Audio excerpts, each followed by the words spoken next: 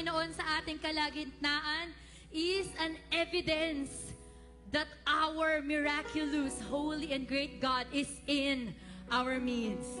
Ang tanong po, sino po yung ready to see more of God this week, today?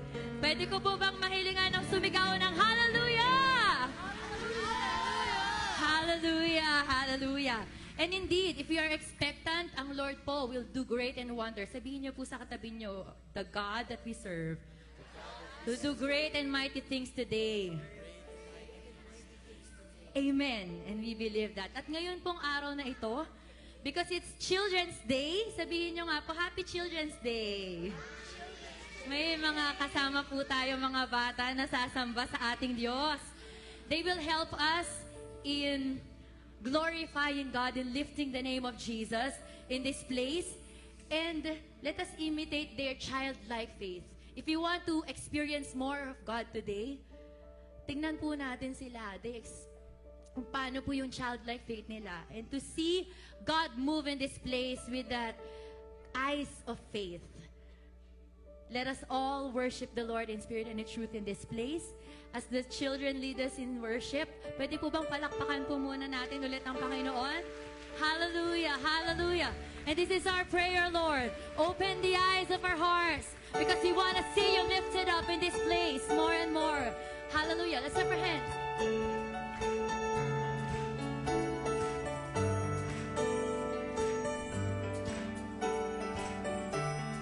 Let's join the children singing, Open the Eyes of My Heart.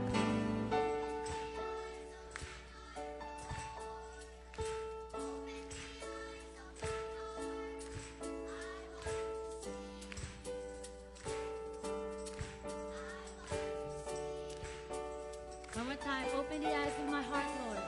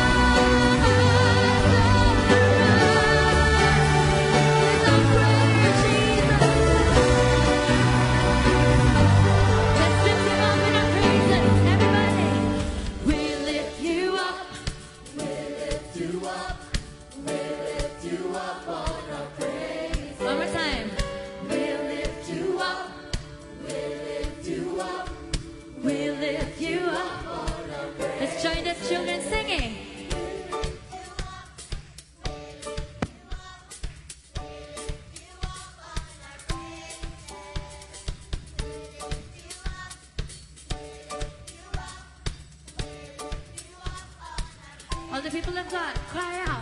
We lift.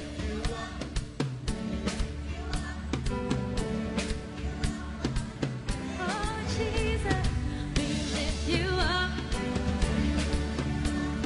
We lift you up on our praise. We lift you up. We lift you up, yes, Lord. We're here to exalt you, to glorify your holy name.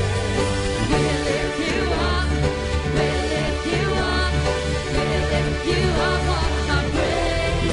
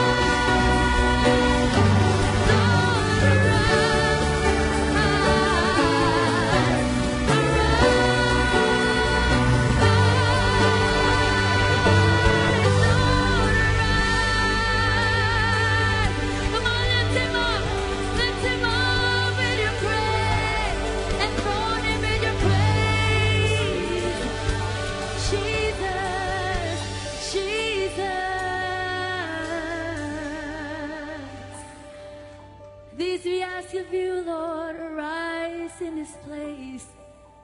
Above our circumstances, Lord, arise, oh God. Oh Jesus, we enthrone you in our midst. There is none like you, Lord. There is none like our God who do wonders and miracles in our lives. Inaalala po naming muli, Panginoon, lahat ng himalang ginagawa po ninyo sa aming church. Inaalala po naming muli ang inyong kadakilaan at katapatan sa amin. Truly, you never fail, Lord, whenever we go here. You always display your glory and your power. Truly, we can say that there is none like you. There is none like you, Lord. And you will serve no other God but you.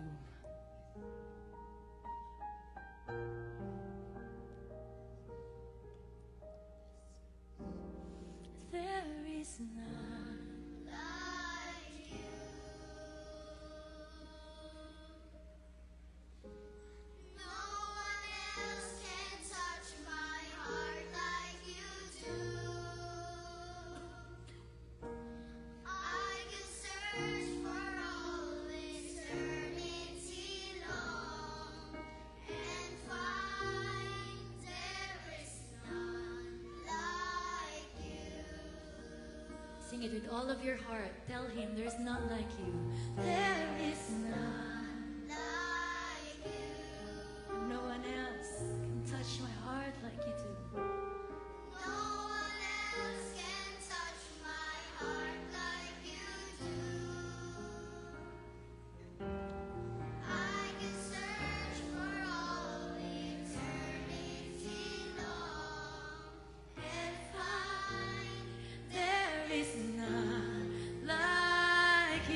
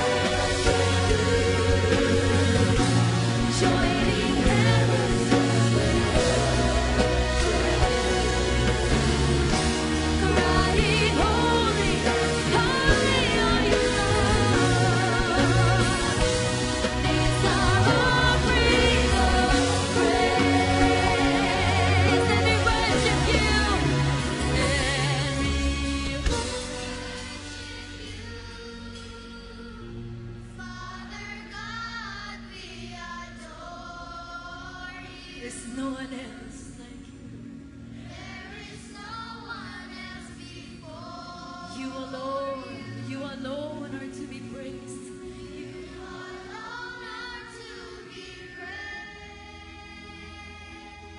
Give your best worship and we worship you.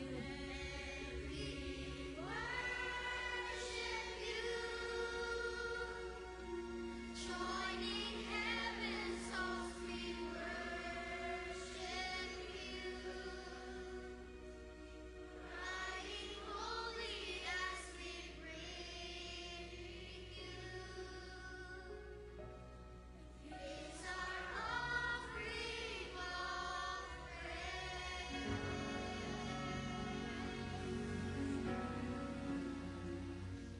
We believe, we adore, we praise you, Lord. Lord, thank you for this day you gave to us. Take our pastor as he preach a word for you today. Take care of these people that will say your word and praise you for this day. Lord, we love you and we adore you. Thank you for this day. In Jesus' name, amen. Praise the Lord. We may all be seated in the presence of our God.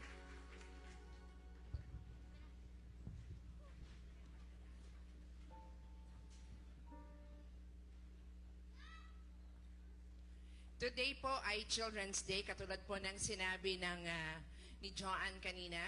And ngayon po ay masaksihan niyo po yung mga kanilang panalangin, yung kanilang mga nais na gawin sa kanilang buhay, sa kanilang paglaki. And to start it off po sa kanilang pong prayer, ito po yung none other sa ating member po ng JIL Green Hills Children's Net, Gwyneth Dorado.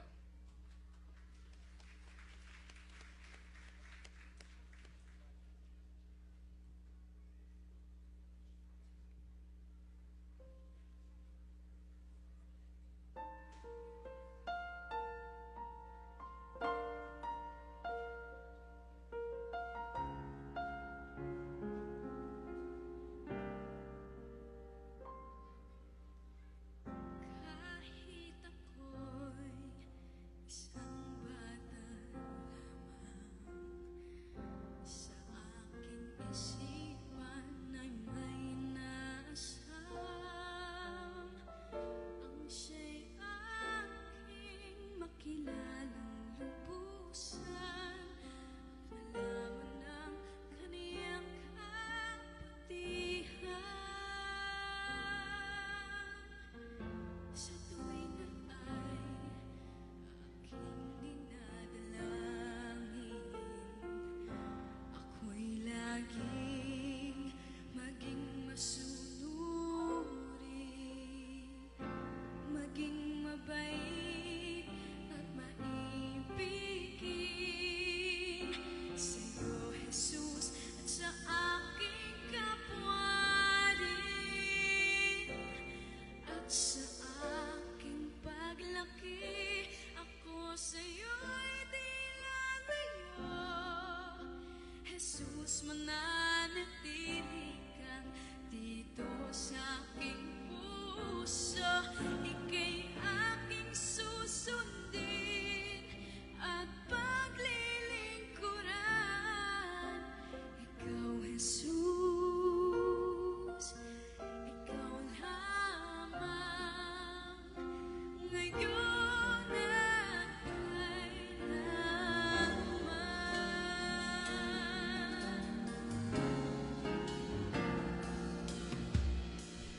Ang buhay ko'y iyong pagpalain. Aking hiling, lagi kang kapiling. Bawat araw ako'y iyong makain. Patnubayan mo sa aking landasin. At sa aking paglaki, ako sa'yo'y di lalayo. Jesus, mananatili kang dito sa aking puso. Ika'y aking susundin at paglilingkuran.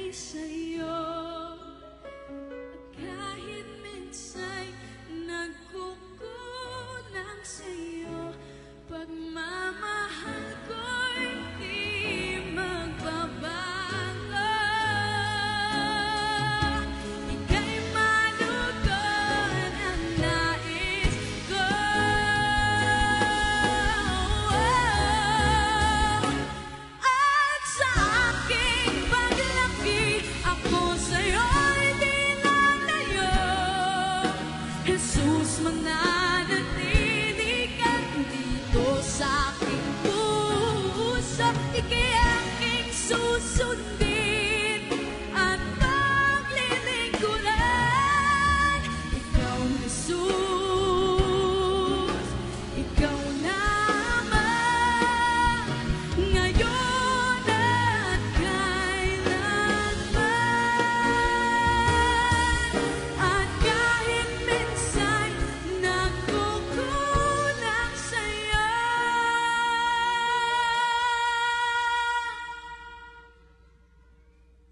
ikaw, Jesus,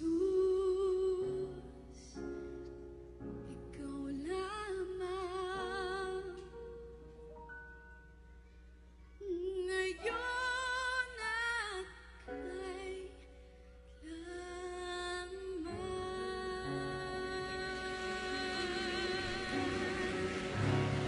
Thank you po, thank you. And happy Children's Day. Thank you, God. And I would like to invite you all po to watch Annie the Musical until December 4. And kailangan nyo na pong kumuha ng ticket kasi until December 4 na po siya. So, you can get tickets at Ticket World and it will be showing in Resorts World, Manila. And every Friday, Saturday, and Sunday po yun, 3 p.m. and 8 p.m. And pwede po kayong kumuha ng discount. Just inform us na lang po. Thank you. To God be the glory. Thank you, Brunette. Sa malakas na plak ka pa po sa Panginoon ngayong umaga.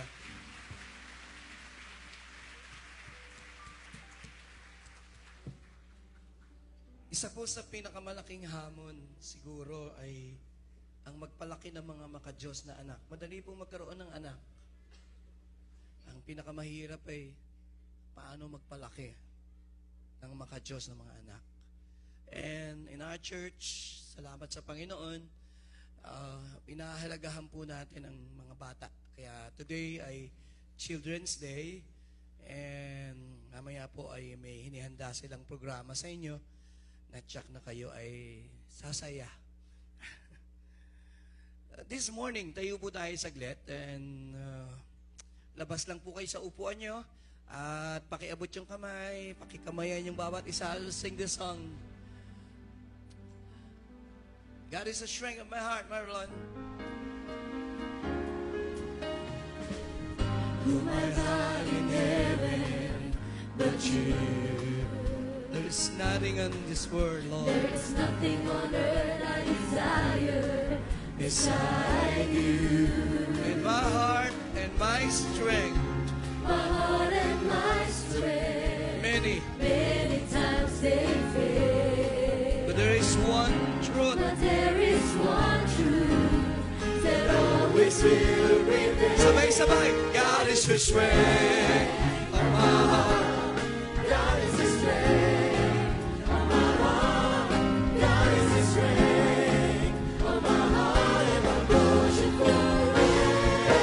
One more time, God is the strength of my heart. God is the strength of my heart. God is the strength of my heart and my portion forever. One more time, God is the strength. Want to hear the people of God?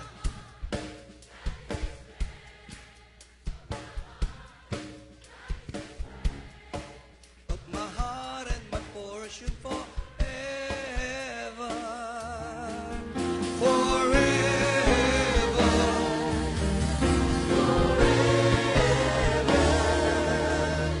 Forever. Let's give the Lord a man and praise. Let's sing ating purihin. Let's sing this old song bago po tayo maupo. Let's sing the verse. One. Huni ng ibon at tayo'y ng alon, nagpapaalala sa akin. Ihip ng hangin sa ating damdamin ay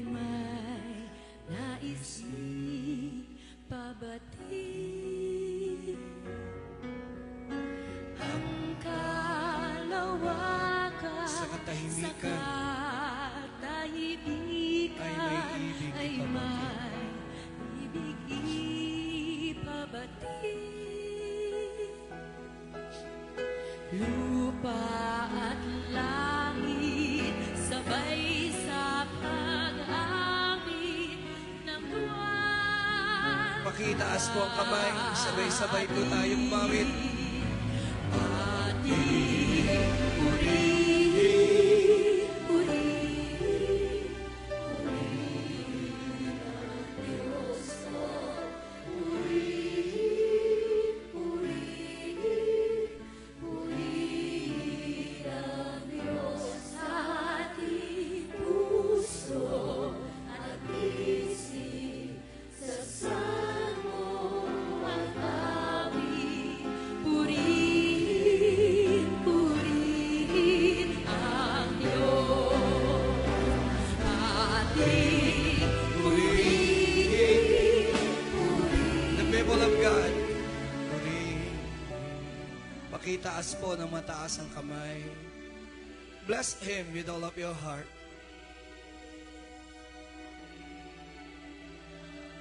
Sa aking puso at isip, sa salmo awit. Bigyan ko po kayo ng ilang saglit to have your moment in prayer. Will you bow your head, please, and we just honor the Lord. Bring it, Marlon. Sinasamba ka po namin. Dinadakila. We just bless you today. We adore you and worship you. We acknowledge your nothingness. And we are grateful for all the blessings you have given us. And even this morning, thank you, Lord, for allowing us to come to this place and bless you. We promise to honor you. We promise to bless you. In Jesus' name, everyone will say Amen. Amen. Makakaupo na po tayo. Magandang umaga po. You may all be seated. The other Sunday po, I talk a lot about contentment. And this morning, ang aking maiksing mensahe po ay pinamagatan ko pong growing in godliness. Pakisabi po, growing in godliness. Paano nga po ba ang tunay na maging makadiyos? Paglago, marami pong aspeto ng paglago. Pero very seldom we talk about growing in godliness. Mga tanong na nasa kaisipan ko at puso ko. Ano ba ang ibig sabihin ng salitang godly?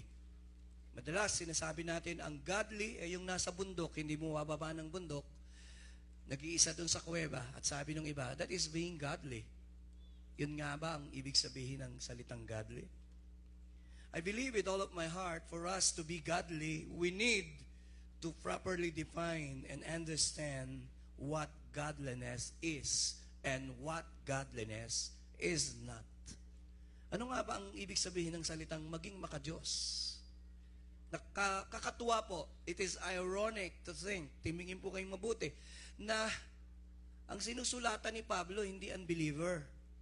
Mga Kristiyano po itong sinasabihan niya na train yourself to be godly. Pakisabi po, train yourself to be godly. Ang kinakausap po ni Pablo ay hindi unbeliever. Ang kinakausap niya po ay Kristiyano na kagaya ko, kagaya mo. At ang sabi ay, you train to be godly. Train yourself to be godly.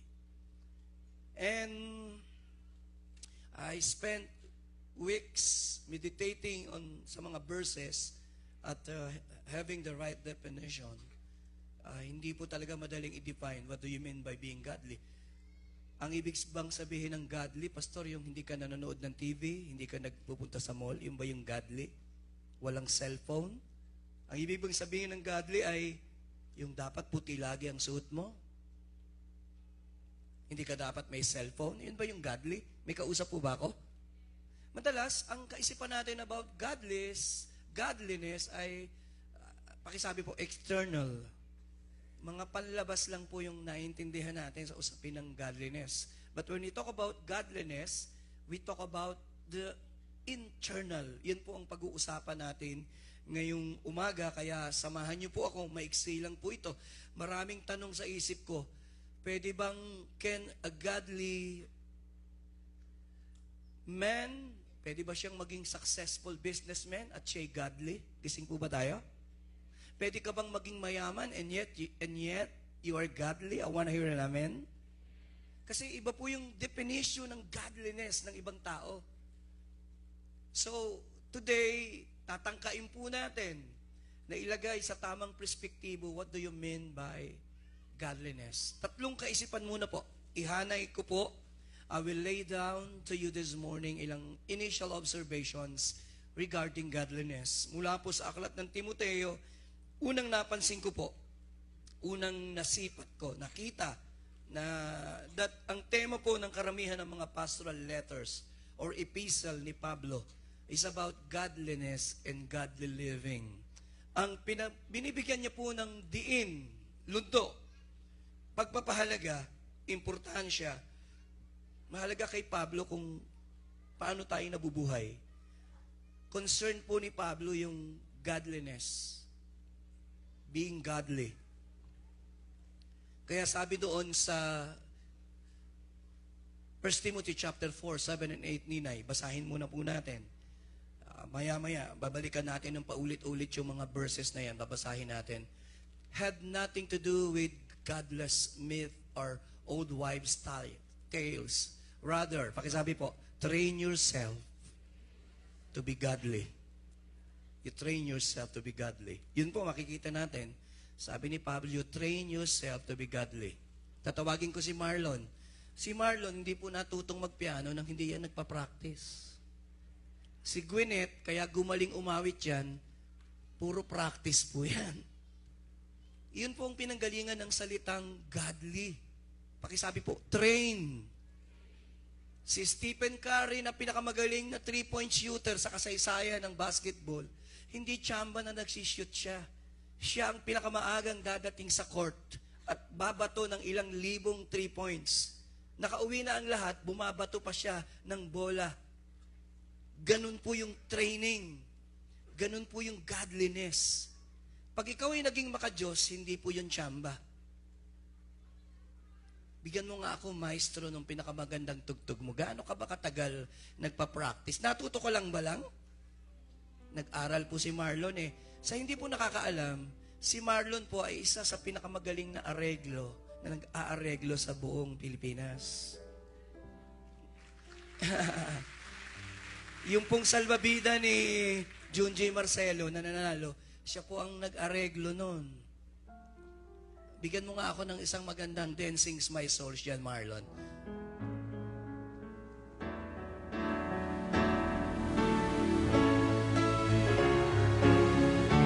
What's my point? Sandali po, Marlon, sandali. Hindi ka makakarinig ng ganito kagandang instrumento na hindi nag-practice. Sasabihin sa akin, Pastor, tsamba lang. Sasabihin ko, niloloko mo yata ako. Mamaya na kita tatawagin, Marlon. Okay, thank you. Palapakan natin ng Panginoon. That is the word, train to be godly. Kapag nakakita ka ng isang makadiyos na ama, makadiyos na ina, makadiyos na businessman, hindi tsamba. Talagang pinagpracticean nila. Talagang nagbigay sila ng effort paanong maging makadiyos, paano maging godly. Kaya sabi po nung the same chapter, ay chapter 6 ng the same book, verse 11, ang sabi ni Pablo, mga Kristiyano ang kausap niya, ang sabi niya doon, but you, man of God, medyo papaliwanag ko po, ang sinusulatan ni Pablo ay si Timothy, kanyang disciple. Kaya pag nabasa nyo, 1 Timothy, 2 Timothy, hindi po kambal yun. Pareho lang ho yun. 1 Timothy, 2 Timothy, ang sinusulatan niya ay si Timoteo, isang pastor na bata na nagpapastor sa Efeso o Ephesus or Ephesian Church na may issue po doon, nagkaroon po ng ungodliness kasi nagkaroon ng maling teachings. Kaya sabi niya kay Pablo, kanyang amuki, sabi niya, but you man of God, flee from all this. Pursue righteousness. Pursue, ano po yung kasunod? Pursue godliness. So, ito pong godliness ay issue po ni Pablo. Balikan natin yung initial thoughts. Baka tumagal ako, mahaba po yung teaching ngayong umaga. The pursuit of godliness should be the pursuit of every person who claims. Naniniwala ako, lahat ng Kristiyano na sinasabi mong ako'y Kristiyano, dapat ang isang goal mo ay maging makadiyos. Bakit? 2 Timothy 2:19. Basahin natin yung talatang ito. Bago po ako umakyat dito, winisper ng Holy Spirit yung verse. Sabi diyan, nevertheless, God's solid foundation stands firm, sealed with His inscription. Ang kongregasyon po, 1, 2, 3. Kilala po kayo ng Panginoon. Kilala ng Lord yung Kanya.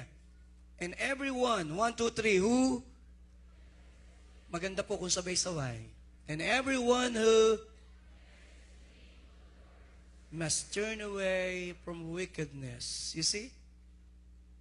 Kayo na sinasabi mong Kristiyano, mananampalataya, layuan nyo yung lahat ng masasamang bagay.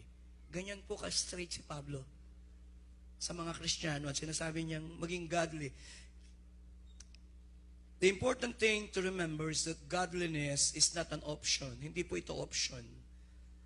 I believe ang godliness ay goal dapat ng bawat Kristiyano. Pagkatapos ng service pong ito, ang aking panalangin, ang pangarap mo, sabi mo, gusto ko pang maging mas makadiyos na nanay. Gusto kong maging godly father. Gusto kong mas maging godly. Alam niyo po, may mga Kristiyano bang hindi godly? Yung nga akong mabigat eh. May mga taong they claim Christian and yet they're not godly. Ang kanilang buhay, malayong malayo sa sinasabi nila. They claim they're godly, they claim they're Christians. Kaya sabi ni Brother Eddie, to be religious does not necessarily mean you become a Christian or became a Christian. Hindi ngayon religious ay naging Kristiyano. 2 Timothy 3 verse 5. Sa Bible may tinatawag din pong basa po, having form of but denying its power. Tingin po kay Pastor Joey, sa Bible, may tinatawag na dalawang klase ng godliness. Yung totoong godliness, saka yung forma lang, style. Style lang. Walang substance. Form of godliness. Pag tiningnan mo, parang makadiyos. Pero pag binusisi mo, siniyasat mo yung pagiging Kristiyano, makikita mo na walang substance. Parang ganito po, example. Nakakakita po tayo ng mga taong, mga bata o matanda na. Makikita mo, suot-suot nila yung damit ni Superman. Ano nga ang tawag doon? Nakasuot sila nung, yes. At pag sinabi nila, I am Superman, matatawa ka lang. Kasi sabi mo, kung si Superman ka, dapat lumilipad ka. Bakit ka naglalakad sa kalsada? Right? So, ibig sabihin, may form, may anyo na siya si Superman. Pero pag pinag-usapan yung power ni Superman, walang power. Pwede po yun eh. Pwede kang mag-anyo na parang makadiyos at Kristiyano. Pero pag tiningnan yung ating buhay, yung lalim ng pagiging Kristiyano, doon po nakikita yung pagiging godly and godliness. Yun po ang topic natin. So, tatangkain natin bigyan ng isang simpleng definition. What is godliness in the context of the Bible? So, next slide, please. Scriptures and definition. As I have said, Paul mentioned again and again in the book of 1 Timothy and 2 Timothy the word godliness. Ayan po. 1 Timothy chapter 2 verse 2, sabi po, pray for kings and those in authority that we may live peaceful and quiet lives in all, pakisabi mo, godliness and holiness. Binabanggit po yung godliness, madalas binabanggit din yung holiness. Magkaiba po ba yun? Tingin po kay Pastor Joey. Ang holiness ay resulta ng godliness. Say amen. Hindi ka makakakita ng taong may kabanalan nang hindi naging makadiyos. Makadiyos muna bago naging tunay na may kabanalan. Pag walang godliness, yung holiness po hindi nagiging tunay. Mamaya papaliwanag ko po yun. Bakit? May mga taong they claim to be holy and yet that is not authentic holiness. Sapagkat pagka po yung faith natin sa Diyos hindi authentic, ang ating godliness hindi rin authentic. Sapagkat yung authentic godliness ay resulta ng iyong authentic faith and devotion to God. Tingnan niyo po yung mga Pariseo. Pwede po ba tayong tumingin bago ko iwanan? Bakit si Jesus nilalambasted sila? Sapagkat ang kanilang godliness and holiness ay hindi po authentic, sapagkat ang kanilang relasyon sa Diyos ay peke. Sila ay hypocrites. Ang motivation ng kanilang pagiging makadiyos is to be seen by men at palakpakan ng tao. At dahil yun ang motibo nila, ang godliness nila ay naging hindi totoong godliness, sapagkat it was motivated by to be applauded or to be applauded by men. Pag ikaw po, totoo yung, pwede po ba tayong tumingin sandali? Kasi malalim po yung teaching ng konti eh. Pero pag ikaw, totoo po yung pagiging Kristiyano mo, authentic ka sa relasyon mo sa Diyos, hindi mo ginagawa yung maging makadiyos. Natural kang nagiging makadiyos sa salita at kilos sapagkat totoo ka sa relasyon mo sa Panginoon. I wanna hear an amen. Iyon po yung pundasyon ng totoong godliness. So the issue to be truly godly, see to it that your devotion to God is authentic. Masasabi mo ba ngayong umaga, nakaupo ka rito, ng devotion mo sa Diyos totoo? At sasabihin mo, yes, Lord, I am so real, I am so true sa pagkilala at paglilingkod ko sa iyo. The authenticity of your faith ay magpuproduce ng authentic godliness sa buhay po ninyo.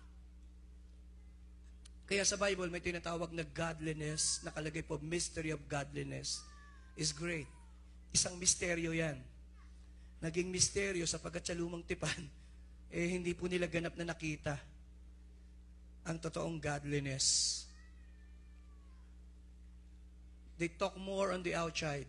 Nakalagay po, train yourself to be godly. I'll explain this later. Next verse, please. Next slide. Bibilisan ko na po. Sabi po, but godliness, pakisabi po, with contentment. Binanggit yung aralan natin last Sunday, hindi ko na po expound. Next slide, next verse. But you, man of God, pakisabi po sa katabi mo, pursue godliness. You pursue godliness. Sige, bigyan po natin ang definition. Binasa ko na po yung mga verses eh. Ilan pong definition na nakita ko. Sa Greek word, ang salitang, the word godliness, ibig sabihin ay eusebia, used in the New Testament, ibang-iba po, to express yung inner spirituality ng isang tao. Pakisabi po, inner spirituality. Yung pong panloob na spiritualidad. Hindi po more on the outside. Pag sinabi sa Bible na godliness sa NT, sa pag nabasa niyo po yung NT, ang ibig sabihin lang noon, New Testament. So, it is more on the inward spirituality ng isang tao. Hindi nakikita sa panlabas pero nandoon. At nababanaag mo, nakikita mo yung kanyang pagiging makadiyos. Tatlong definition po. 1, godliness. Sabay-sabay nga po nating basahin. 1, 2, 3.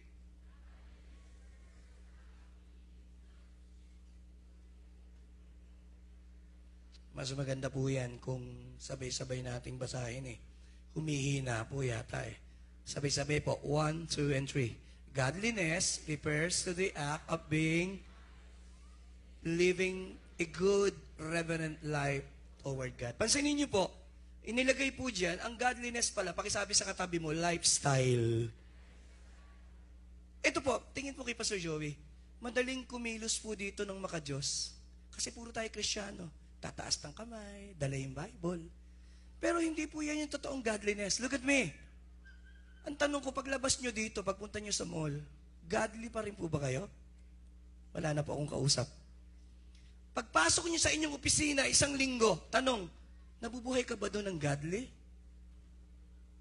Kaya po, minsan, tina-turn on and off ng tao yung godliness. Pagdating sa church, you godly, you talk godly. You act godly. Pero hindi po yun yung meaning ng godliness. Ang godliness is a lifestyle. Wherever you go, Ang makikita sa iyo ay maka-Diyos na buhay. You don't need to go to the church to be godly. Pwedeng andun ka sa opisina and you are godly. Say amen. Wala po akong kausap. Say amen. Pwedeng nagdadrive ka ng sasakyan mo and you are godly. Godliness, first and foremost, is a lifestyle. Ipinakikita mo sa mga tao na ikaw ay may paggalang at pagkatakot sa Diyos. And people can see it. Nakikita nila yun sa iyo, sa akin. So when we talk about godliness, it is a lifestyle that is consistent with God's Word.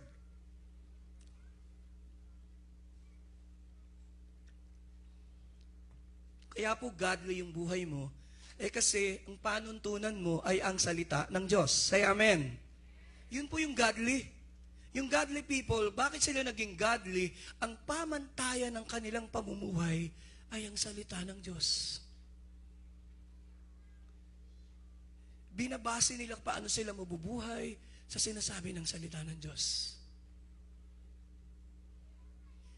Bakit sila godly? Hindi lang dahil pinamumuhay ang salita ng Diyos, kundi yung karakter ng Panginoong Diyos, ng Panginoong Jesus, ang nakikita sa kanila. Yun po yung godliness. Kaya sa Romans 12, verse 2, babasahin po natin ito. I hope you're still listening. Say amen. Basahin po natin. Tingnan niyo po yung sabi ni Pablo po dyan. Simulan po natin. Sabay-sabay mong basahin. 1, 2, 3. Do not. Tingin po kay Pastor Joey. Yung word na conform, pattern. Sabi doon, huwag na kayong umayon sa takbo ng sanlibutan. Bakit po? Tingin po kay Pastor. Kasi, pag yung buhay ng mga tao sa sanlibutan ang ginaya natin, hindi na tayo magiging godly. Because the way they live, hindi godly. Sa kanila, ang magmura lifestyle. Sabi nila, yan ay bulaklak ng aking dila. Ay pag bulaklak ng dila mo yan, ay malaki nga ang problema mo. Lifestyle, pagmumura. Lifestyle, magsinungaling. Tingin po kay Pastor Joey. I want to be very, very candid this morning on this topic. Kasi importante pong mayroon tayong tamang definition. Please, tingin lang po sandali. Pakisabi po, what we do, we become. Pakiulit po, what we do, we become. Tingnan niyo po, pag ikaw ay laging nagsisinungaling, anong labas mo? Sinungaling. Right? What we do, we. Pag lagi kang nagbibigay at palabigay, anong mangyayari sa iyo? Nagiging generous. Sabi niya, Pastor, hindi naubusan, bigay ka ng bigay eh. But what we do, we become. And pakisabi sa katabi mo, what we are, we do. Kung ano tayo, yun ang ginagawa mo. Tingnan niyo po, pag ikaw ay totoong mabuti sa kalooban mo, gagawin mo ba yung mabuti? Say amen. Magsasalita ka ba ng mabuti? Because what we are, we do.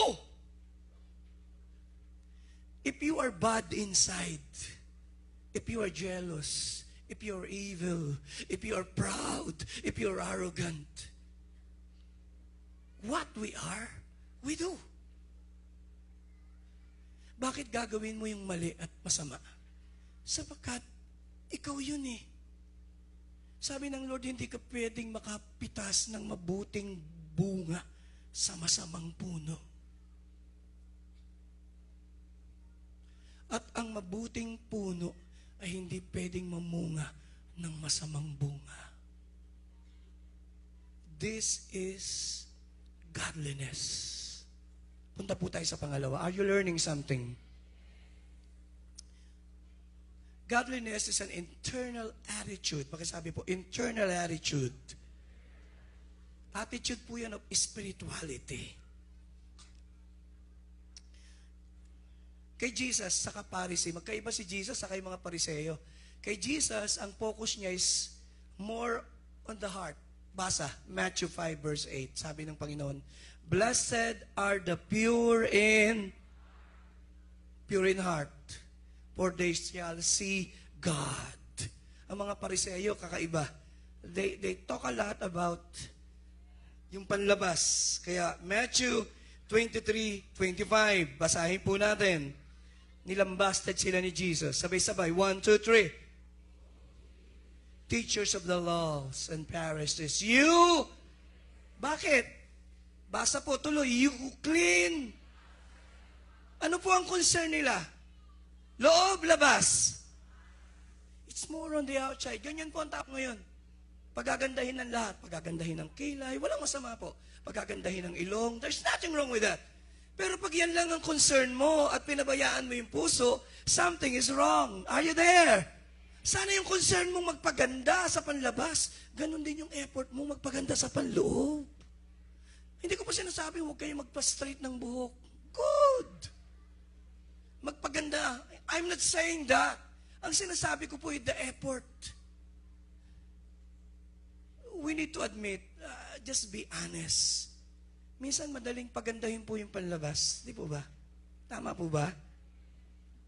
Ang mahirap itama, aminin natin yung wala na po akong kausap. Mahirap itama yung panloob. Kasi bakit? Hindi kasi nakikita. Pwede kang magkunwari. Pwede mong itago. Pero yung panlabas, hindi. At within. So, hindi po ito yung spiritualidad na gusto ng Panginoon. So, when we talk about the inner attitude of spirituality, tatlong bagay po ang nakapaloob dyan. Pasensya na po kayo. Medyo habaan ko ng konti. Una po, ang unang inner attitude ng may pagkatakot sa Diyos, yung pakisabi po, fear of God.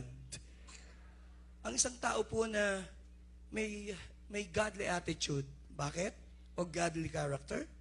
Kasi may takot siya sa Diyos. Ang isang tao pong walang takot sa Diyos, kailanman hindi magiging godly. Tingin po kay Pastor Joey, why?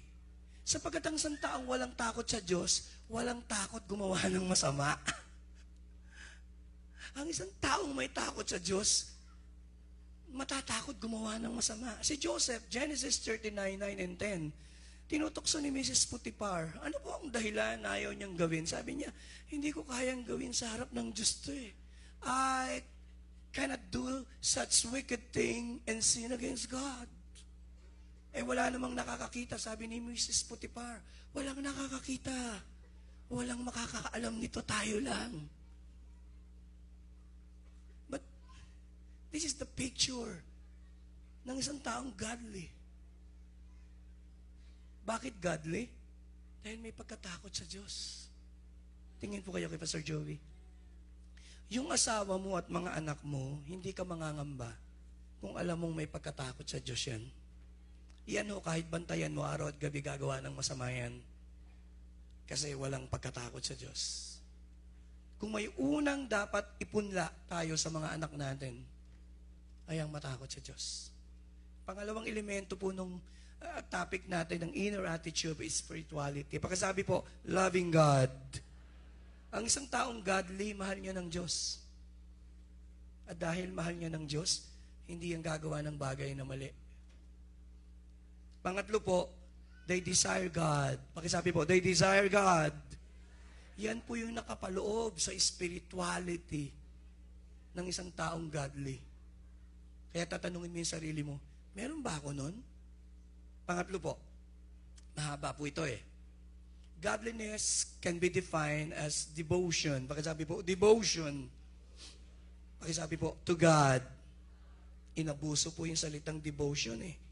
Mga Pilipino, kung kani-kanino nagdi-devote, devoto kay Santa Ana, kay San Pablo, kay San Pascual.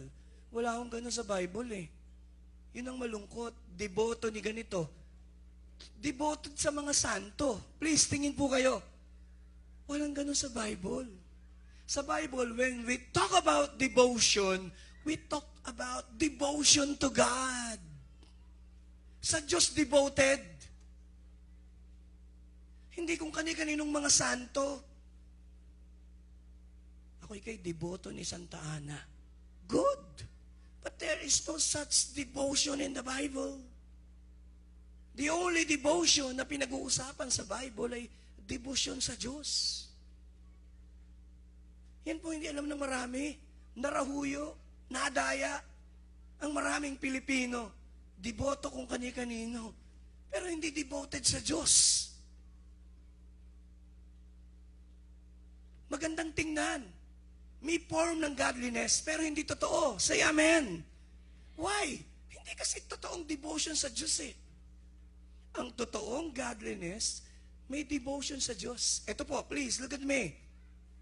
Ang totoong godliness, kasi authentic, binanggit ko na kanina. Totoo po eh. At pag authentic po, ang iyong devotion sa Diyos, ang desire mo isa lang. Pakisabi sa katabi mo, to please God. Yun ang totoong godliness. Ang motibo mo sa lahat ng gagawin mo ay malugod ang Diyos. I will call Marlon. Di ba kinakanta natin yung song na Just to Please You? Nalidig ko kaninang kinanta ni Gwyneth. Sabi ko, I'll ask Gwyneth to sing the song before I preach this time. Makinig po tayong mabuti. Please, look at me. Pag sinasabi mong you are godly at wala kang desire to please God, believe me that godliness is not authentic.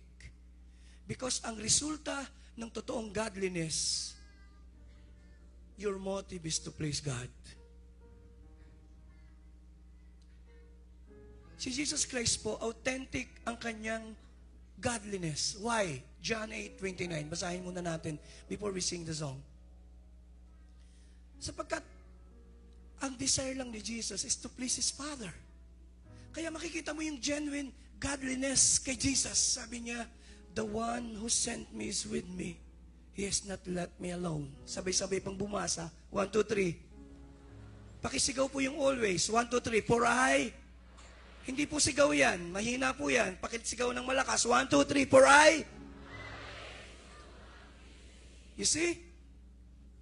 Bakit authentic yung spiritualidad ni Jesus Christ? Because His desire is simply to please God. Let's sing the chorus, Marlon. Di po ba ganito yung kanta natin? Just to please you.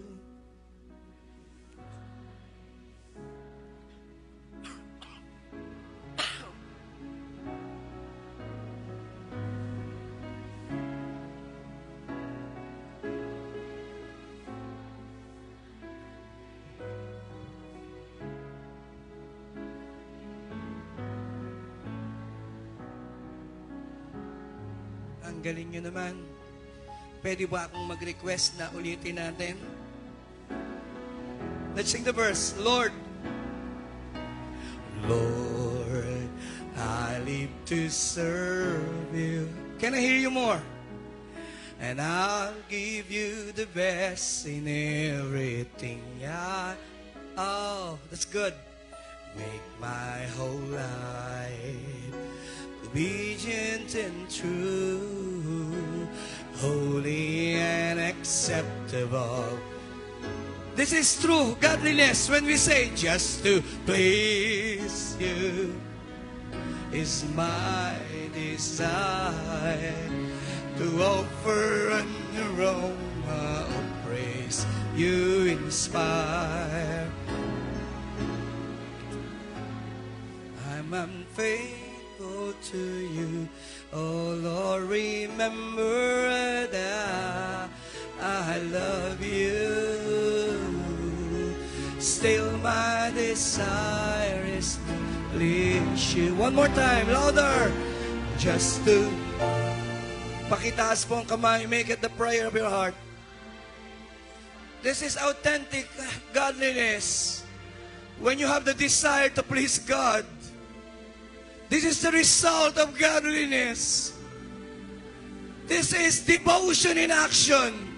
We do things to please God. We do things to please Him. Oh, still my desire is Sabay-sabay nga po, pakilakasan. Just to play. Oh, you're good. Bring it, Marlon, everywhere.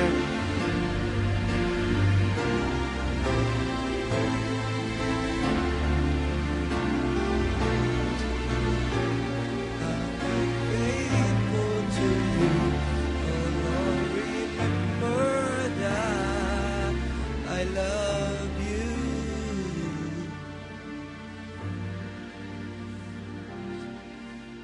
Baba po natin yung kamay niyo.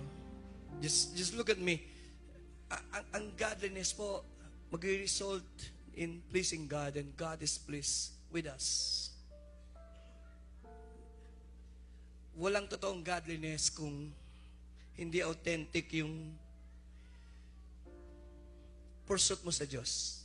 Godliness is an authentic pursuit and delight in the Lord. Totoo mong hinahanap ang Diyos. Totoo kang nauuhaw sa Diyos. Bakit nilalagyan ko po nung authentic? Di po ba? Minsan tinanong ko yung misis ko, bakit nakalagay ang binibenta niya ay second class?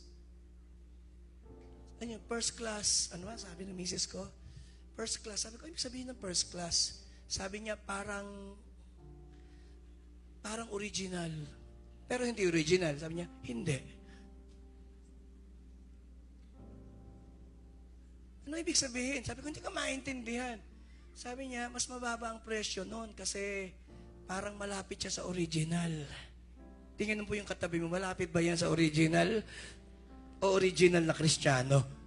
Siyempre, ayaw mo nung malapit sa original. Gusto mo original. Say amen. It should be authentic Christianity. Authentic pursuit for God. Kaya po sasagutin mo ngayon tanong na, am I authentic with my pursuit with God?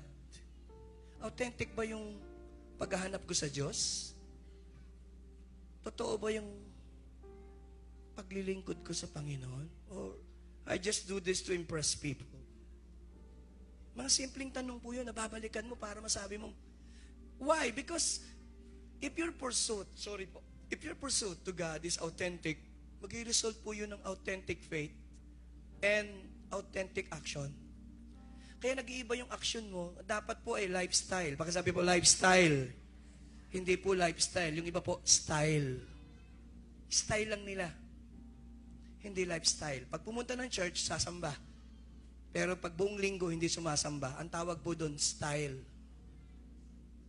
Kasi dapat ang pagsamba, lifestyle. Say amen. Ang pagiging Kristiyano, lifestyle. Say amen. Hindi ka Christian kasi nagsimula kang pumasok sa pintuan ng music museum. Sabi mo, dapat iba na lakad ko. Church na to. Pati boses mo, magandang araw po sa inyo. Religious. Nag-iiba yung kilos. Bakit?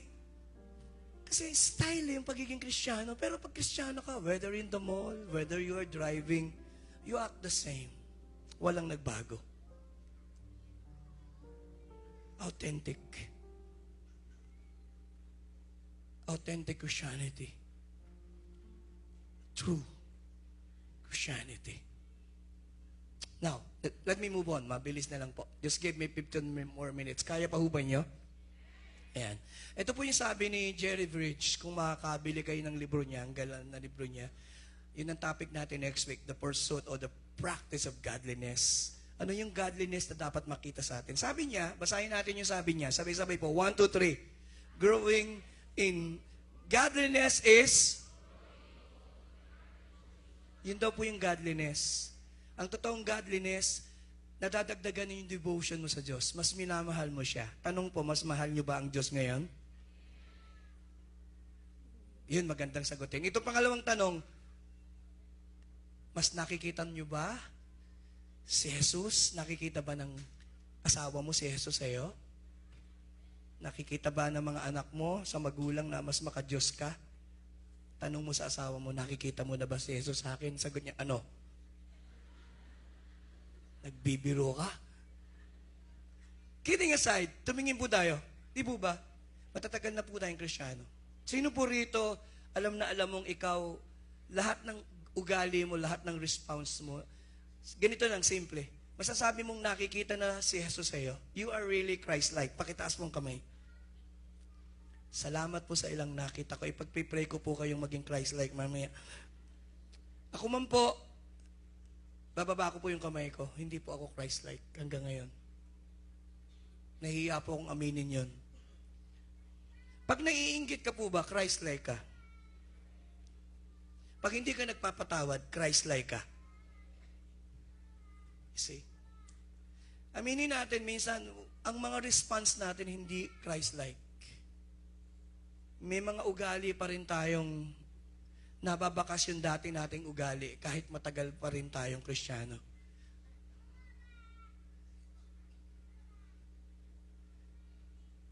Kaya po yung Christ-likeness, it is a process. Kaya nakalagay po, growing. Bakit sabi po? Growing.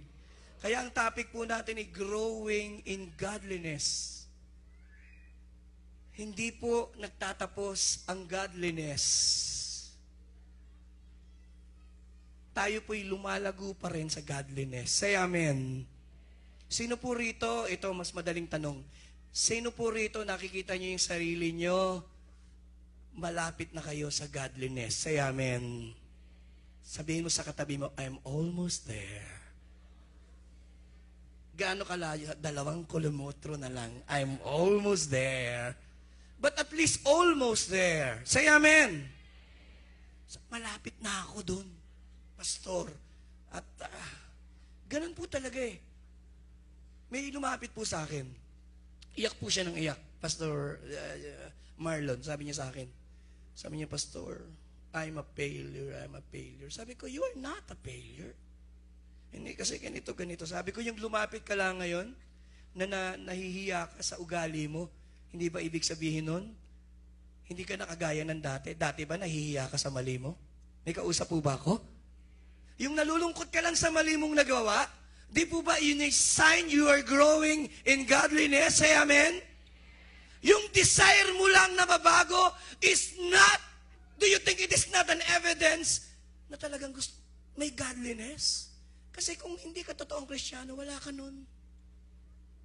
Eh dati nga naglalasing ka, puro masasama ginagawa mo, nababother ka ba? Hindi. Sige, punta po tayo sa another definition. Si Chuck Swindoll, si Comparing Chuck, kumpare ko po ito. Comparing Chuck Swindoll. Ang sabi po niya, a godly person, next week we talk about godliness, God willing, kung hindi pa magra-rapture sa Miyerkules. Kidding aside. Tuloy po, a godly person, basa po, is one who in order to become God-centered. Ang ganda po nung kanyang definition ng godliness. Sabi niya, ang isang godly person, hindi na siya nakapokus sa sarili niya. Ang godly person, naging sentro niya na ang Panginoon. Now, let me move on. Pag-usapan natin, pangalawa na lang ho, then I close in 5 minutes. Kaya pa ho ba niya 15 minutes? Okay, thank you po. Next. Let's talk about important facts about godliness. Una, pakisabi sa katabi mo, it is a personal matter. Ako po, pwede lang mag-pray sa'yo. I can pray for you to be godly, but to be godly is your personal decision. There is something we must do for ourselves. Kaya sinabi ni Pablo, train for yourself. Train. Kaya po gumaling si Marlon sa pagpapiano, nag-invest po siya sa sarili niya. Bumili ng sariling piano. Tama ba ako, Marlon? Nag-practice siya araw-araw. Ganun po yung godliness. Personal po yan. It is a personal choice. Sasabihin mo, gusto kong maging maka-Diyos. Sasabihin ng asawa mo, I'll pray for you. I'll support you. Pero yung maka-Diyos, ikaw pa rin ang gagawa niyan. I can pray for you, I can support you, but to be godly is your decision. Hindi, parang ganito po. Pwede ko sabihin kay Marlon, ipagpipray kita mamaya. Pero hindi ko pwedeng sabihin kay Marlon, ako sasamba para sa'yo. Pwede po ba yun? Pwede po ba akong sumamba para kay Marlon? Ganun din. Hindi pwedeng ako ang maging maka-Diyos para kay Marlon. ang maging makadiyos ay desisyon mo. Sasabihin mo, I'll be godly. 2, gising pa ho tayo? I wanna hear an amen. 2, it is a profitable matter. Ibig sabihin po, may value. Pakisabi po, lasting value. Pag tinanong ko po kayo, saglit na lang po, tingin po, ano po yung pinaka may lasting value na pag-aari nyo? Na talagang dahil napakahalaga niya, hindi mo siya pababayaan. Hindi mo siya bibitawan. Kung ang singsing mo ngayon ay binili mo lang sa kanto, worth 80 pesos.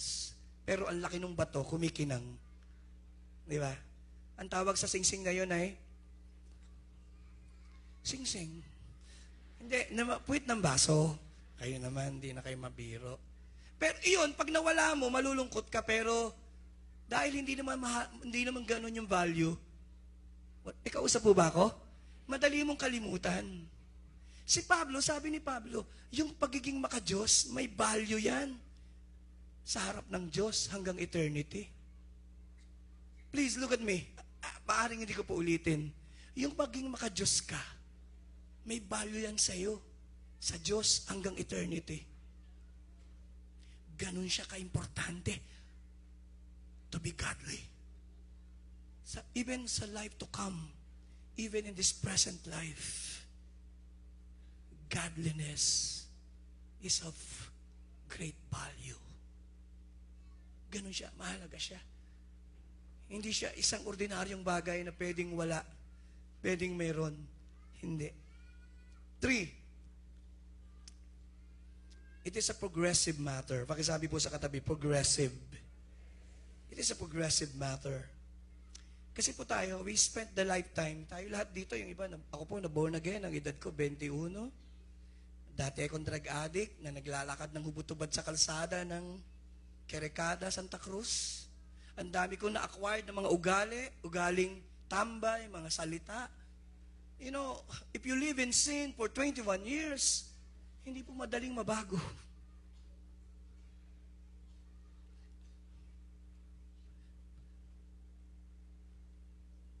It takes me process. Yung iba siguro sa inyo na born again lang last year at ang edad mo 60. Ang maging godly, hindi instant. Wala pong ganun. Walang instant godliness. Bukas ay makadiyos ka na.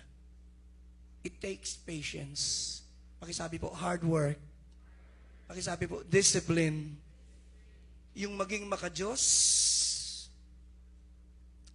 it takes discipline.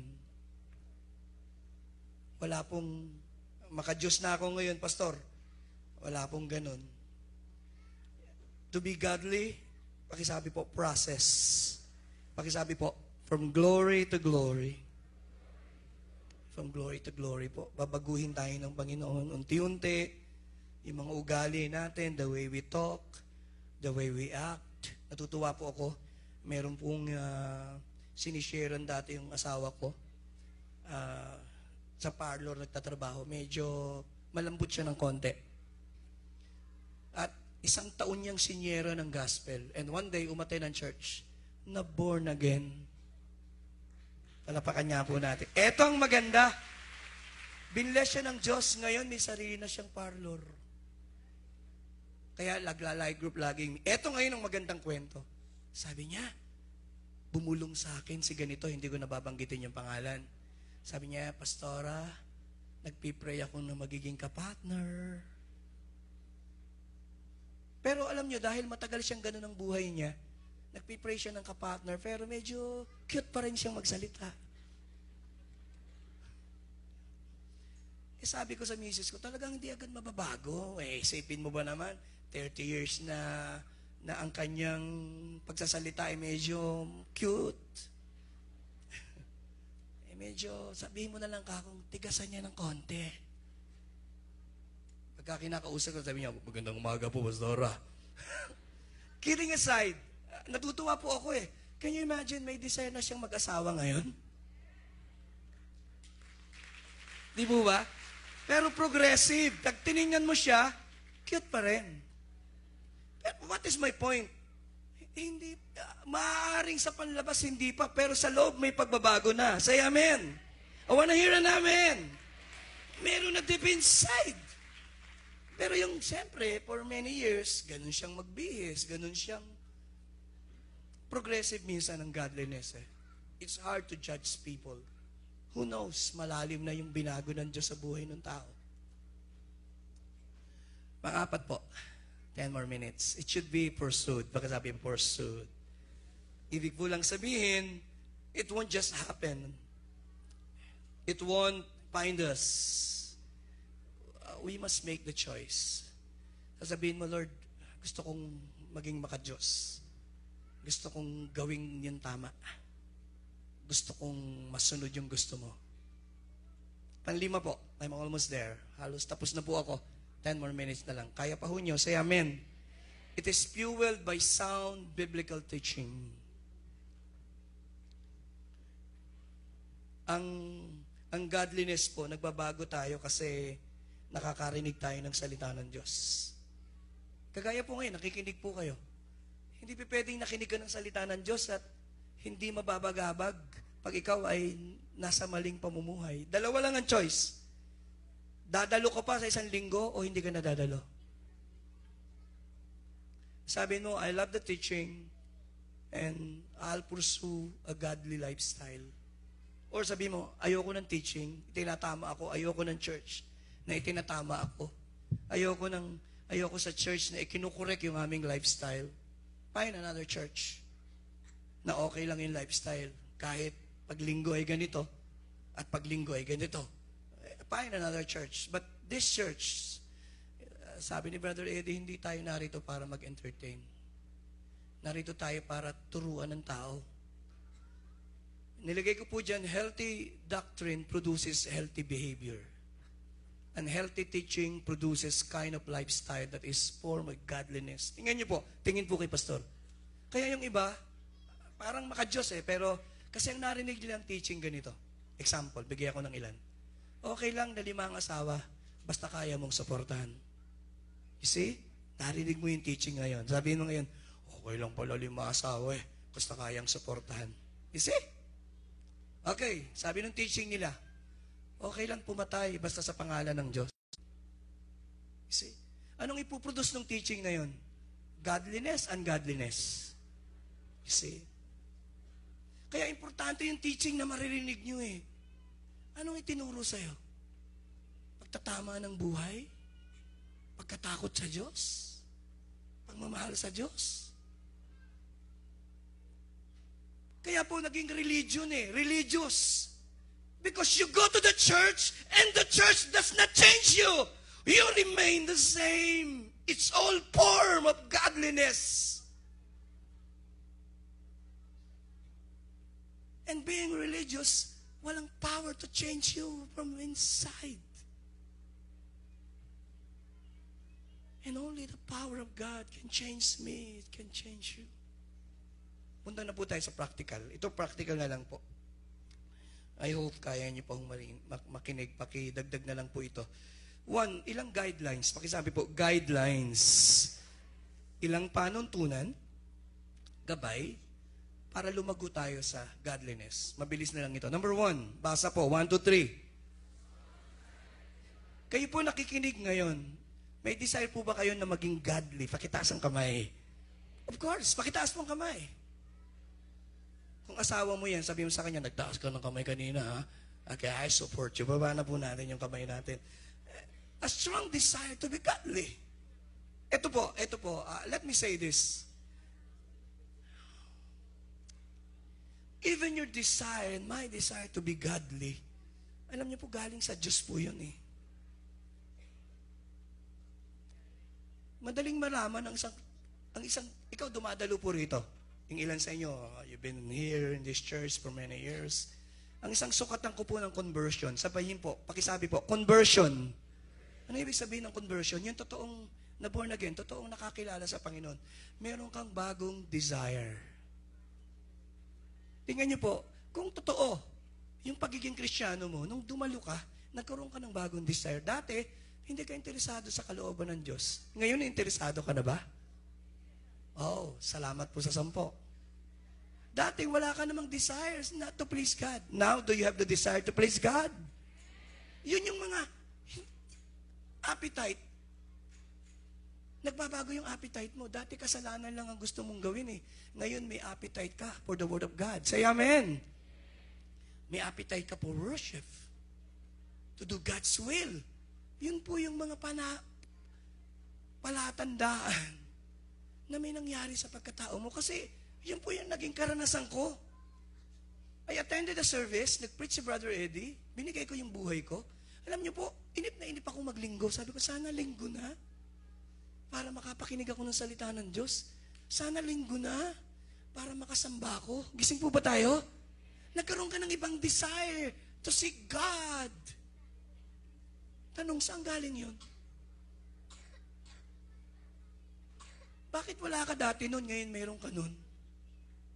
That is my point. Kailangan po natin ng desire. And we can never grow in godliness until we desire. Di ba kinakanta natin yung pure heart? Desire po yun eh. To be godly, di ba kinakanta natin yung Coro Marlon? Sige, yung unang verse, di ba kinakanta natin, sabi ng unang linya, a pure heart, that's what I long for. A heart that follows heart. Pwede po ba pakituloy?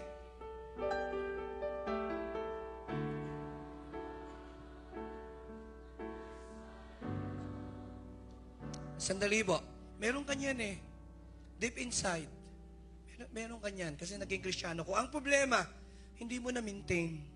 Pagkalipas ng ilang panahon, yung desire mo to be godly, biglang nawala. Maybe, hindi naman nawalang bigla. Pero sabi mo, bakit parang lumakas yung desire ko uli na gawin yung mali? Tingin po kay Pastor Joey. Baka hindi nyo pinid yung desire nyo. Tingin po kayo. Kung may 2 aso rito, kuwan lang, imagination, ay narito po yung aso. Nakita nyo ba kung anong kulay? Kulay itim ho yung aso rito. Anong kulay yung aso? Dito po, andito yung kulay aso, kulay puti. Anong kulay ho? Ito ho, para, sino ang lalakas sa dalawa? Itong kulay, anong kulay niya ho yung aso rito? Pag ito ho, hindi ko pinakain. Ito po ay manghihina. Mamamatay. Ito pinakain ko araw-araw. Ano po mangyayari dito? Ganon kasimple. Kailangan yung desire mo to be godly, ipipid mo. Feed your desire to be godly. Feed your desire to be good. Lalakas yung desire mo. Yung mali mong desire, gutumin mo. Huwag mong pakainin. Yung desire mo laging mag-shopping, sabi mo, hindi ako pupunta ng mall. 2 beses na lang a week. Kasi may desire ka eh. Pero subukan mo. Sabi niya, hindi na ako magmumall.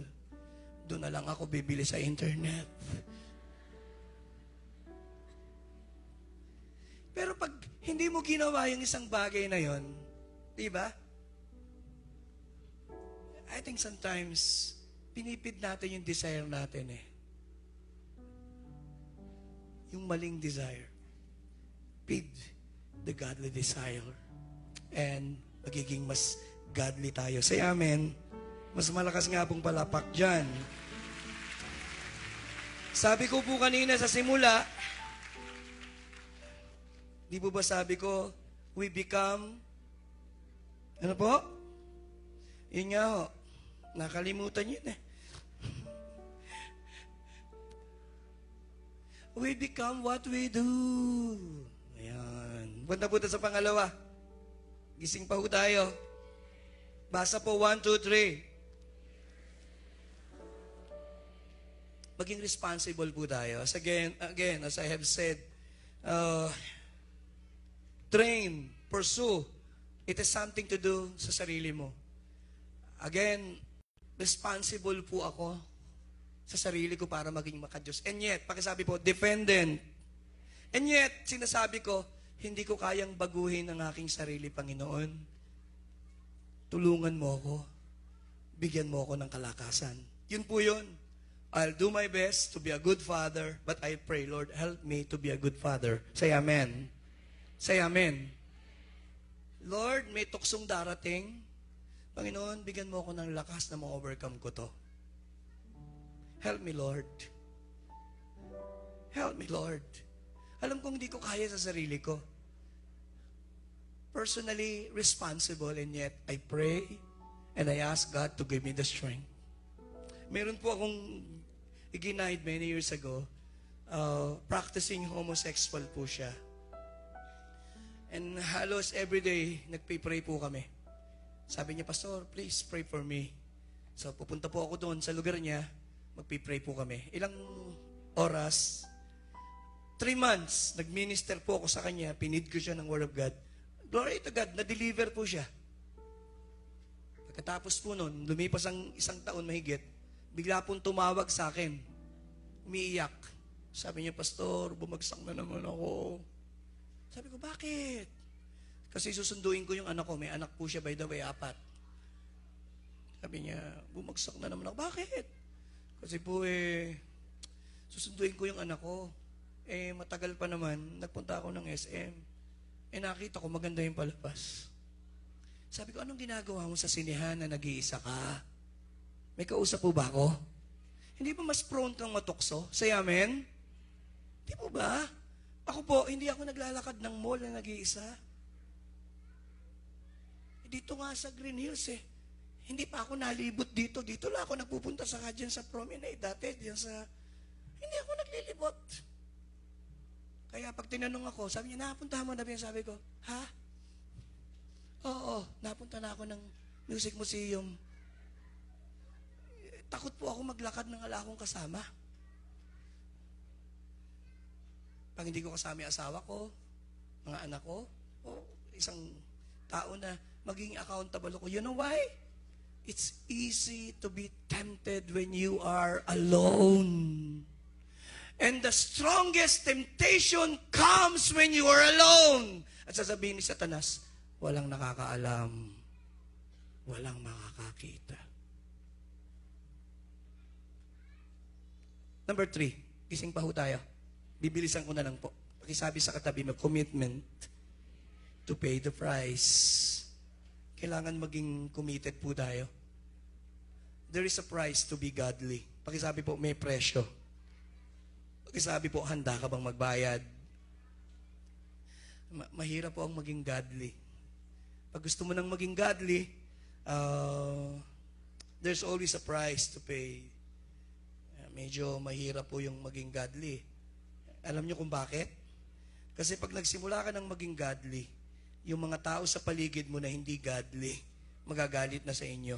Are you there? Yung kapatiran natin, na nagtayo po siya ng hardware, ang mga binibenta po niya ay mga pintura.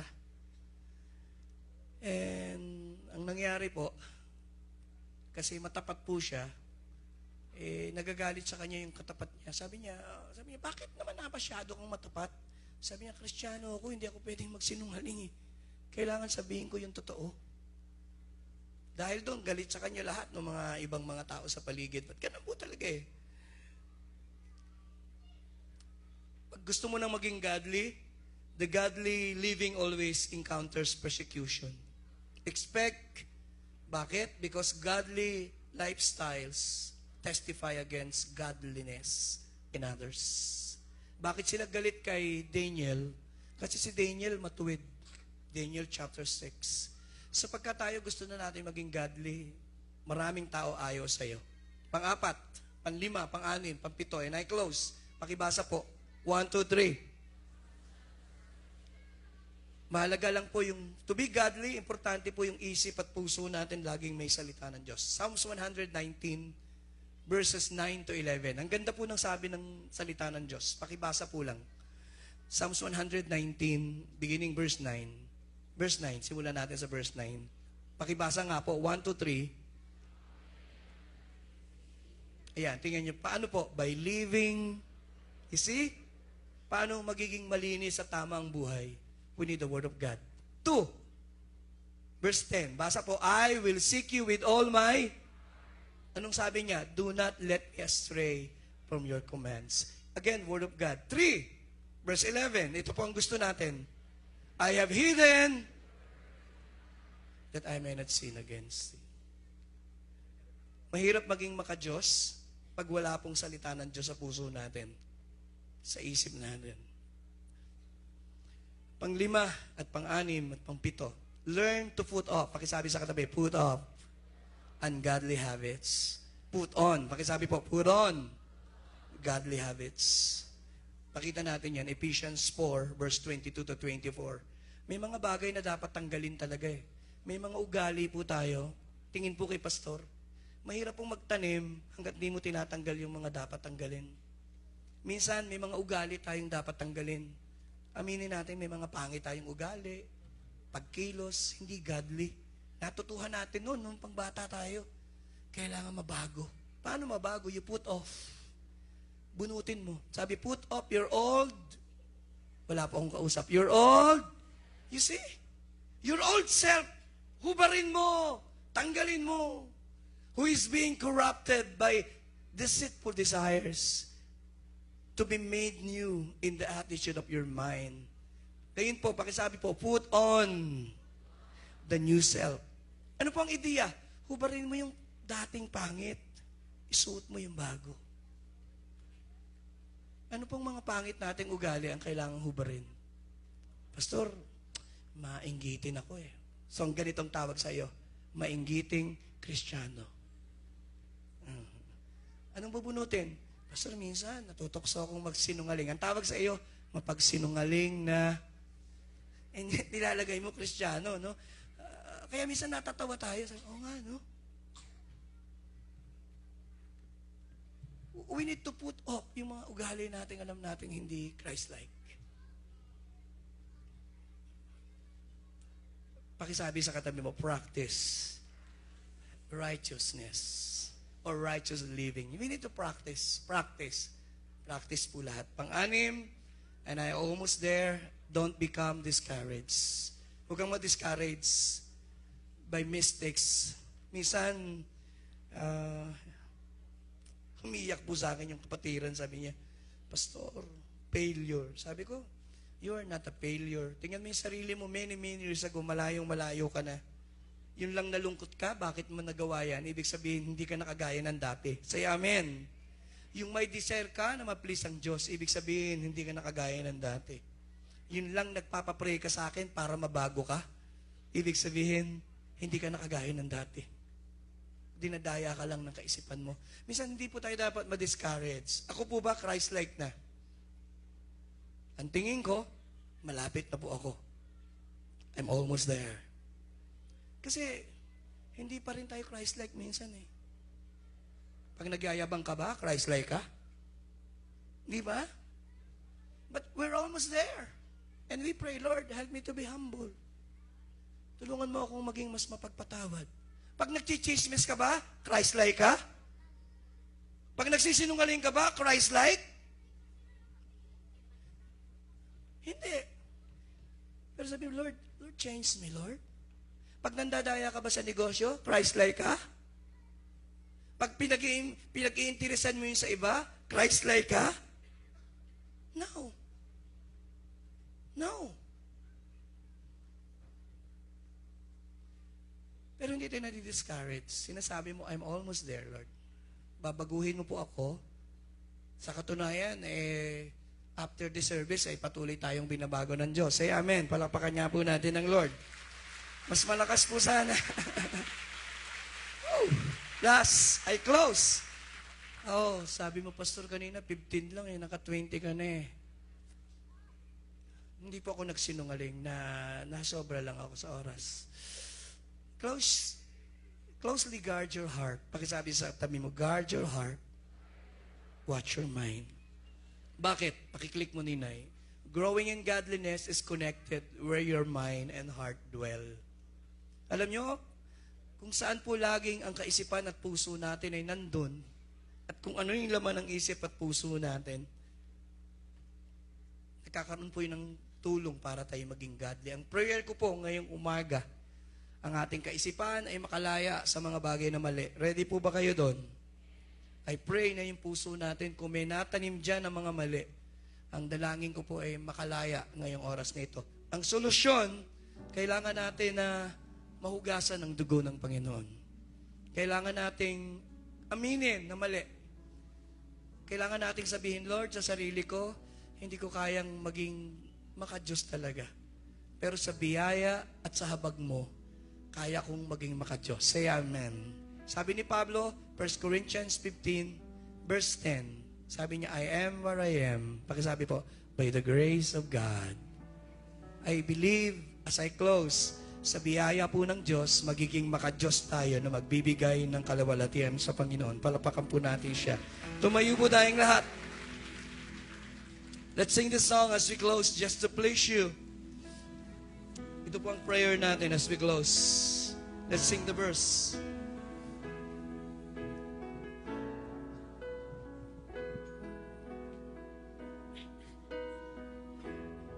Let's sing the verse, Joanne. Savior,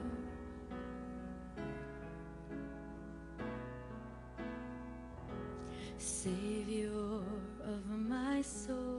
Let's change the song. Let's sing just to please you. Let's sing the song just to please you. Make this the prayer of our heart. Sabi ko po, tayo ay nagiging ang resulta ng godliness. Tatandaan nyo, ang resulta ng godliness ay yung desire natin to please God. Sino po rito your desire is to please God today? Pakitaas pong kamay. Salamat po sa Panginoon. Isang malakas na palakpak po sa Panginoong Diyos. Let's sing the verse, Joanne. I Live to serve you, and I'll give you the best in everything I do. Make my whole life obedient and true. Itaas ang kamay. Make this the prayer of your heart, the congregation. Lord, I live to serve you. Lift your hands higher. Tell Him.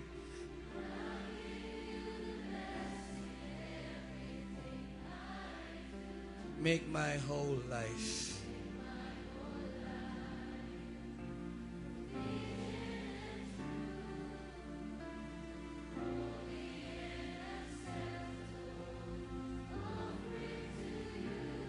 Sabay-sabay niya po.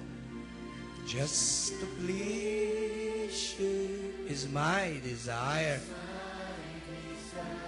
To offer an aroma of praise you inspire.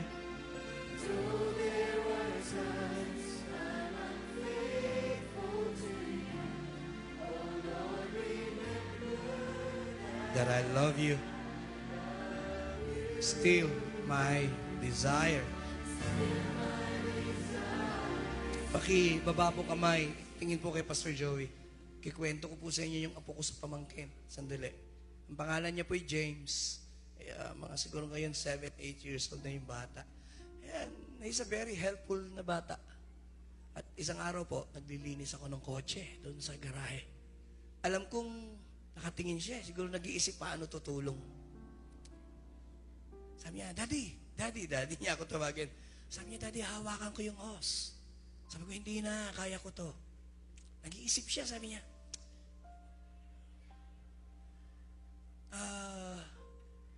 Kukuha ko ng basahan. Sabi ko, wag na anak. Good, okay na ako. So, pagkalipas ng ilang minuto, nagpunta pala sa bahay namin. Humingi po ng tubig na malamig sa misis ko. At ang sabi, gusto ni Daddy Joey ng tubig na malamig. So, dala-dala niya po yung tubig na malamig, isang baso. Maliit na bata At hindi niya mahawakan. Kaya ganyan-ganyan nung hawak niya. So, nakapasok po yung 4 na daliri niya dun sa baso. Malinab-linab Makikita mo yung dumi ng kuko niya At sabi niya sa akin, Daddy! Tubig na malamig. Pawis na pawis ka. Alam niyo, tinignan ko po siya at ako po yung nangiti. nakita ko kasi yung desire niya na matuwa ako eh. Alam niyo, ininom ko ba yung tubig o hindi? Alam niyo na pala eh. Ininom ko ho. Hindi ko na tinignan yung konting dumi. Ininom ko siya. Tanong bakit? Alam niyo, hindi ko na tinignan yung dumi na nakalutang na konti. Alam niyo, tinignan ko? Nakita ko yung puso ng batang ito at yung desire niya. Tingin po kayo kay Pastor. Today, we will sing the song. Hindi ba alam ng Diyos na nag-struggle tayo to be godly? Hindi ba niya alam, madalas umiiyak tayo at sinasabi natin, Lord, help me to be godly. Tulungan mo pa akong maging maka-Diyos. Tulungan mo pa akong maging mabuting Ama. Believe me, alam po lahat ng Lord yun. Alam ng Lord na ang desire natin is to please Him. And that desire alone pleases the heart of God. Diyan po magsisimula ang isang godly life. I wanna hear it, amen! Just to please you, hands are lifted, our mighty desire. Louder!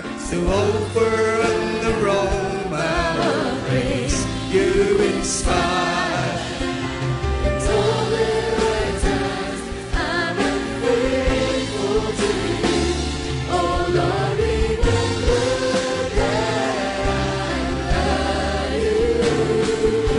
Ibaba po ang kamay.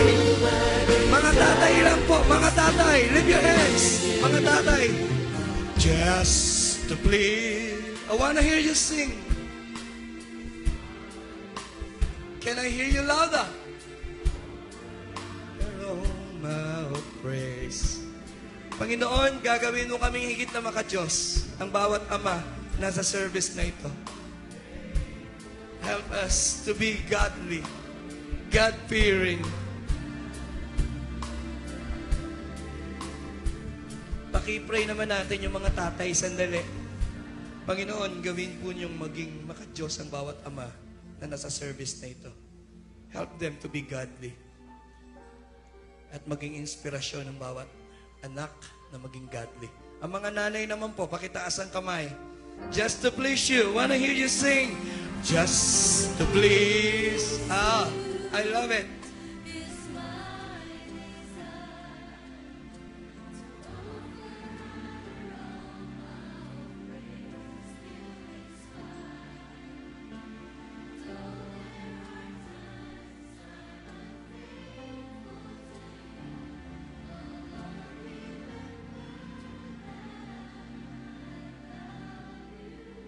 Still my desire.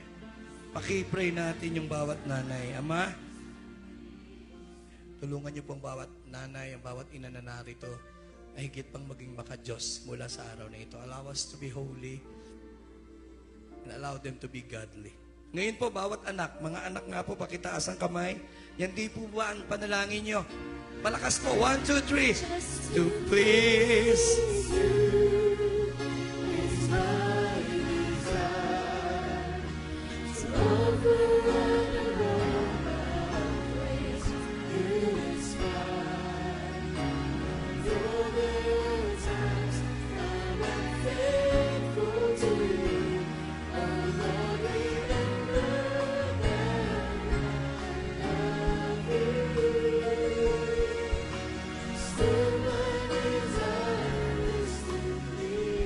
Pray po natin. Kung katabi po ng tatay, nanay yung anak nila, pakipatok naman yung kamay. Panginoon, we pray ng mga anak na to ay tutulungan yung lumaki ng maka-Diyos. May takot sa inyo. And they will serve you and please your heart. Ito na po ang huling awit. Tataas natin ang ating kamay. Lahat po ba tayo? Gusto nating i-please ang Diyos. I wanna hear it, amen. This is the desire of our hearts. Just to play, hands are lifted higher. It's my desire to offer on the aroma of praise you inspire. And though there are times I'm unfaithful to you, oh Lord, remember that I love you. Still my everywhere.